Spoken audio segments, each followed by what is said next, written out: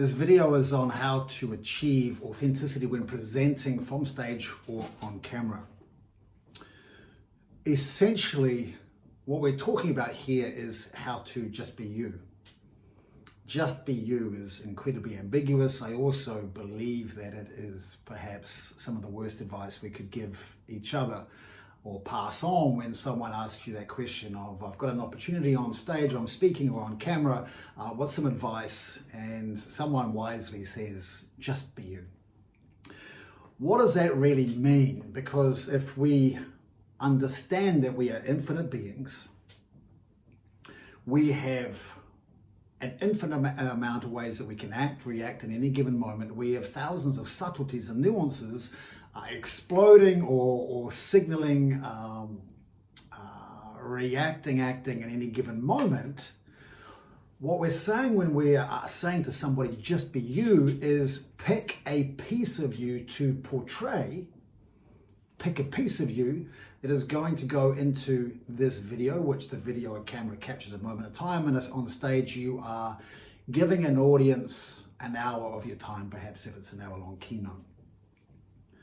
What we want to be able to do is give the audience us today, the version of who we are now. That's what just be you really means. Who are you right now? Not a performance, not indicating. So, indicating is a word I use when someone is trying to indicate to their audience how they want to be perceived. For example, right now, I really want you to see that I'm super trustworthy.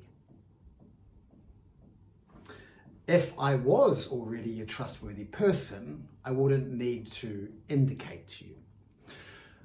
My program, my next program, the 2-day VIP, the presenter's experience, is amazing, and it is only available at this price now.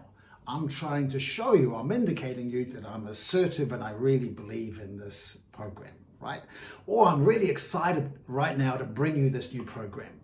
We see this all the time. Is someone indicating to you that they are really excited, whereas if they were really excited, they wouldn't actually need to try and show you because they just are. Does that make sense? A yoga instructor on camera or on stage perhaps might get up and go namaste and pretend or act or perform like a yoga instructor. But if you are a yoga instructor, just be you, because you are a yoga instructor. All right, moving on from indicating. What happens when we perform or indicate or we aren't able to be authentic is we create an audience, a business, and a persona of ourselves that isn't real. How can you attract an audience or your audience be attracted to you if they don't even know who you are? Because you haven't shown them. You haven't been able to show them what just be you effectively is. Just be you, the essence of who you truly are, your inner world, articulated, manifested, visible on the outside, verbally and energetically. Your outside world, a mirror, a projection, a story, if you will, of your true inner world.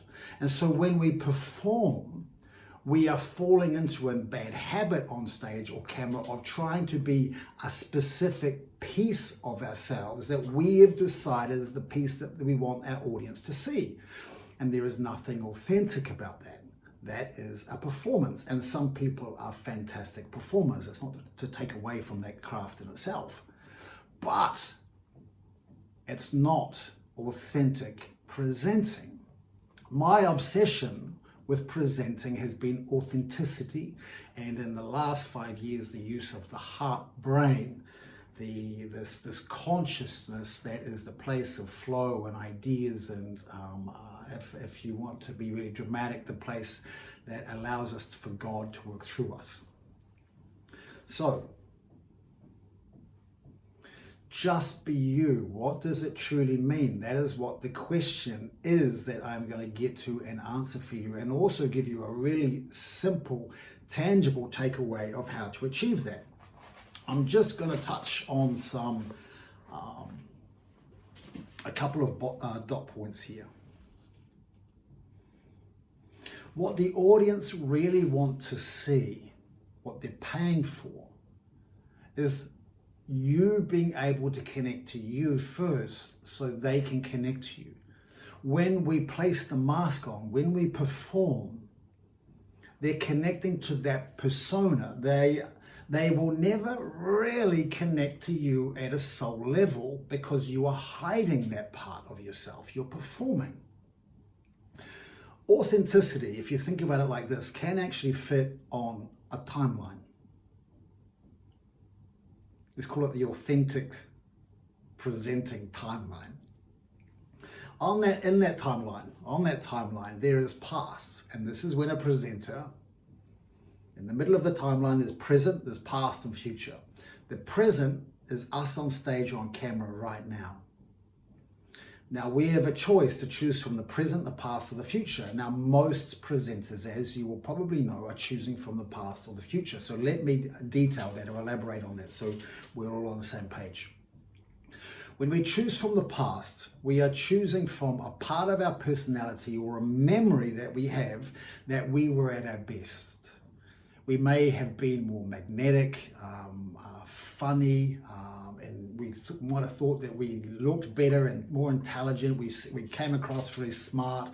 We were on fire that day, or that is how my friends want to see me. And you're choosing from a memory of you, a part of you that you believe is putting your best foot forward for your audience and that you'd like your audience to see. It's not you. It's a part of you from a memory. So you're reenacting your past. Now the future is when you're in the present on video or on stage and you're choosing from a fantasy or perception of what presenting looks like when you're doing it. You're more animated, you're standing in the right places, you're getting your audience to sit up and down or put their hands up and down by manipulation, hands up in the audience if you've been or done this. You're copying Anthony Robbins or Mel Robbins or Brene Brown. You're living out your fantasy of what you on stage is like. But if you are on stage right now, that's you on stage right now. That's you. That's just be you. So then let's step this back one more piece into before the moment that you stepped on stage or onto camera. And let's discover what just be you really means.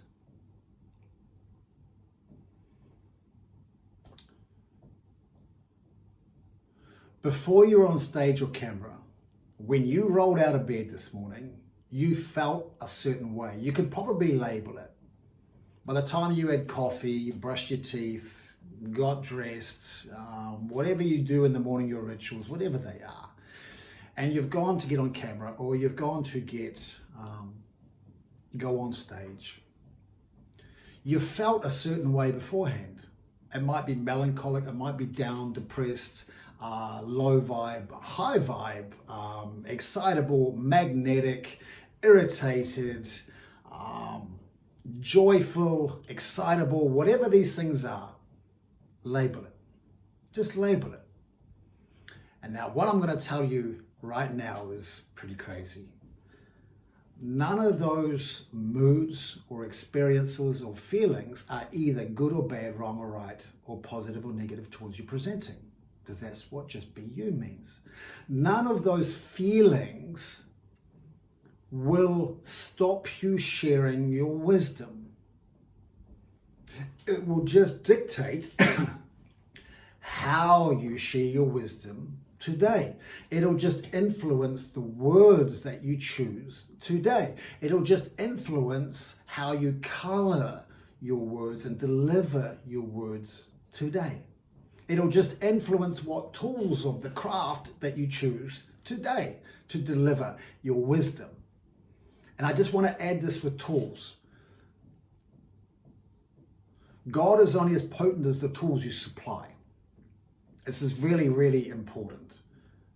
Craft is really important. If you want to be better, if you want to be more dynamic on stage, if you want to be able to really say what you want and deliver it in a way that with the pacing and the vocabulary, and you want to deliver it in a way that is compelling and your message is enhanced to maximum capabilities, that is craft. That's craft, that's learning, that's work. I just need to establish that. Craft is something that I call when you've learnt world-class tools, many world-class tools where they've gone past a thinking, a conscious stage, and they've become so embedded in you, they become craft. They become automatic. They're firing without you even knowing. How you're using your voice, where you're standing, how you're projecting. All these things should be happening without you even really having to think about it anymore, while your true essence is on show for people to see and to feel and connect with you. Okay. Step one of the Eagleton presenting methodology. Step one of the Eagleton presenting methodology is no change of state. This is imperative to discover the first base of what just be you means on camera and on stage. Before you go on stage or on camera, do not change state. The state that you're in today is perfect for you today because that is you. It's your gift today. Name the state, describe it. I'm feeling agitated, I'm feeling a bit melancholic, I'm feeling really excitable, I'm feeling a bit silly today, or I'm feeling really freaking happy and joyful. I'm feeling really grounded and strong today. And then begin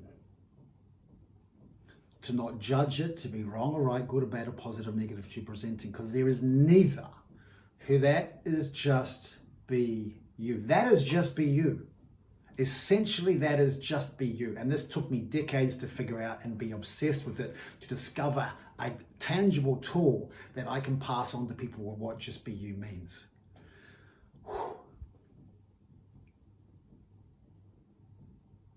When we aren't able to be authentic, it also results in procrastination.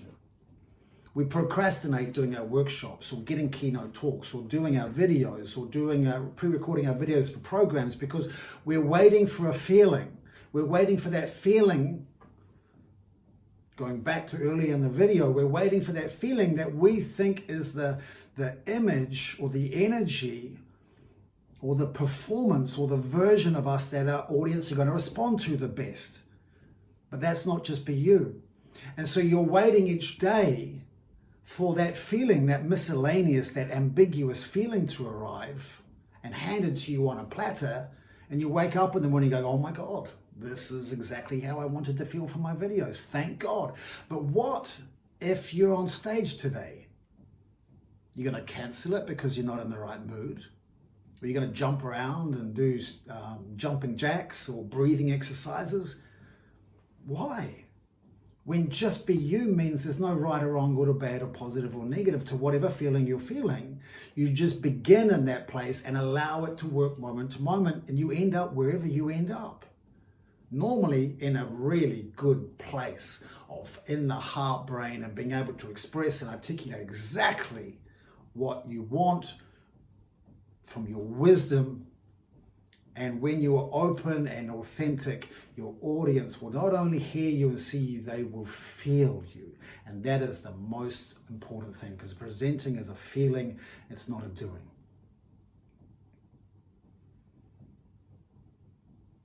On the back end of this, I just want to mention I have a 2-day VIP experience coming up that I have been working on for months. In fact, I say months, I mean 2021. This is the deepest dive into authentic presenting you're ever going to experience. Your message is going to be enhanced and heard like never before. We're going to work with the heart brain in a way that you've never used your heart brain before, that will forever leave you changed. And we're going to work with the absolute closest version of yourself. We're going to take your message and amplify it, enhance your message, and take you to places that you have never experienced before. We're going to play beyond your current capabilities that your imagination and your speech alone cannot portray. I know it sounds freaking amazing, and trust me, when you've spent this much time deep diving, working on it, building this all around the world, although I am going to create a pilot program here in Queensland while we're in this position. This all starts in October, and if this sounds like something you're interested in, this is literally cutting edge of this craft. It is a new kind of world class. This is really stepping it up a gear. If this sounds like something you're interested in, please just comment or send me an email or get in contact with me, and we can walk through it and see if it's right for you. I trust that this video, 16 minutes, that there was enough content in here that helps you get along and begin your journey of true authenticity. And maybe in the future we discover that pure authenticity is a possibility.